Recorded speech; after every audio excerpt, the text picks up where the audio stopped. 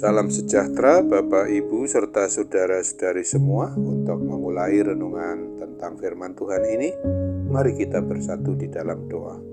Tuhan adalah Bapa di surga yang memelihara hati, akal, dan pikiran kami umat manusia.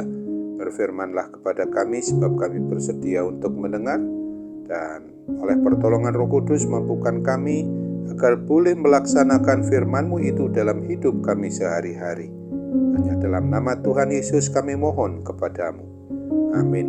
Sebagai nas renungan firman Tuhan pada hari ini diambil dari Roma 15 ayat 13 yang berbunyi, "Semoga Allah sumber pengharapan memenuhi kamu dengan segala sukacita dan damai sejahtera dalam iman kamu, supaya oleh kekuatan Roh Kudus kamu berlimpah-limpah dalam pengharapan."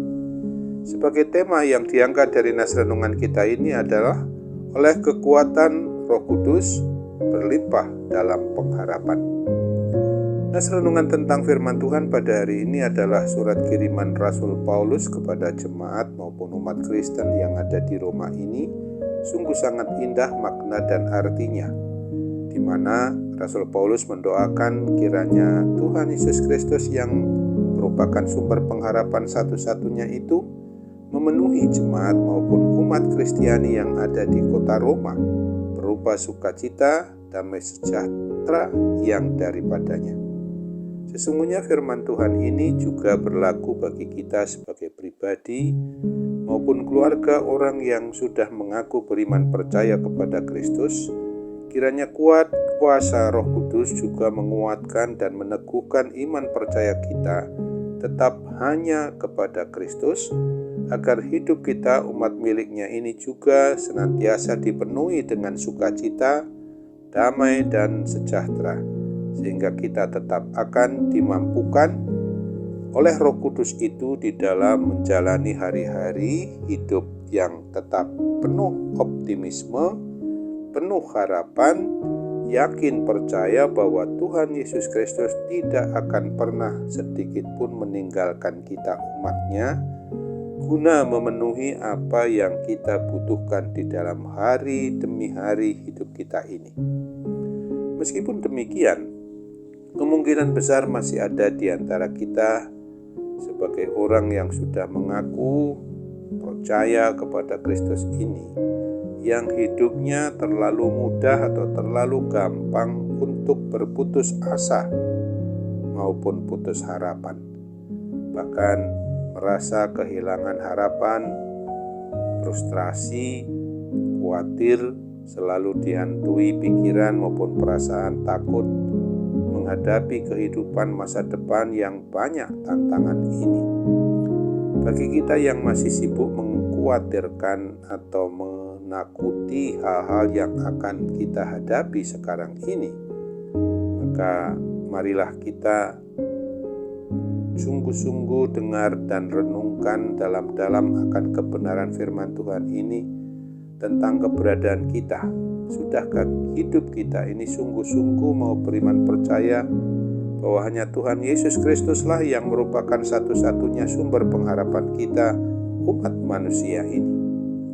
Apabila hingga sekarang ini belum, maka sebelum terlambat marilah kita bertobat guna memperbaharui komitmen kita bahwa kita ini hanya mau hidup mengandalkan Tuhan Yesus Kristus saja sebagai satu-satunya sumber pengharapan kita. Hendaknya kita mengimani dan mempercayai bahwa kuat kuasa Tuhan Yesus Kristus dan di dalam persekutuan Roh Kudus Allah yang Maha Besar itu jauh lebih besar dari sebesar apapun persoalan yang kita sedang hadapi sekarang ini. Tuhan Yesus Kristus pasti dengan otoritas kedaulatannya yang maha mampu itu bisa dan dapat menolong kita mengatasi permasalahan atau persoalan apapun juga, asalkan kita mau datang berserah dengan segenap hati, dengan segenap jiwa, dengan segenap akal budi kita hanya kepadanya saja.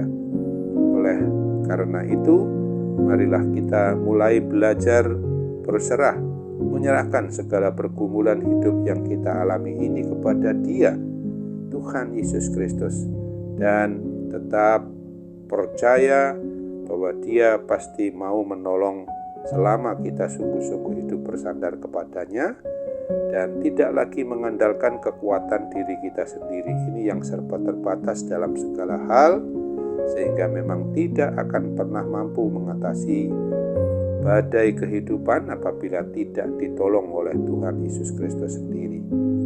Nah, renungan firman Tuhan pada hari ini jelas mau mengingatkan kita sebagai orang yang beriman percaya kepada Kristus, yang sudah mengalami hidup penuh dengan pengharapan hanya kepada Kristus saja.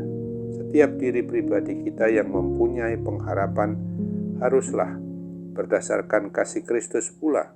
Kita harus memberitakan Injil keselamatan agar orang lain di luar diri kita juga beroleh keselamatan yang kekal dan hidup yang kekal kelak di surga.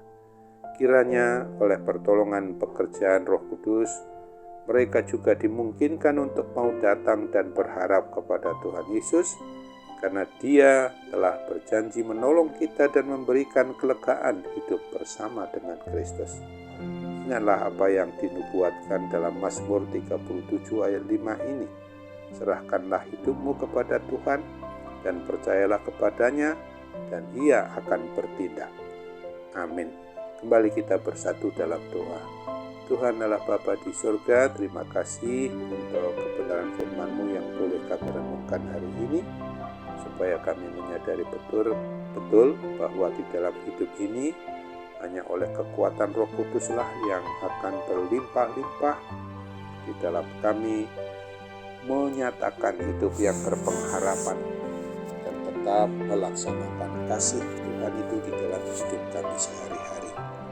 Ini kami mau serahkan juga seluruh pergumulan yang sedang kami hadapi, terutama di dalam menghadapi hal-hal yang berkaitan dengan gangguan kesehatan pada diri kami, baik itu kesehatan secara jasmani, terlebih kesehatan dari sisi kerohanian kami dalam hubungan kedekatan kami dengan Tuhan.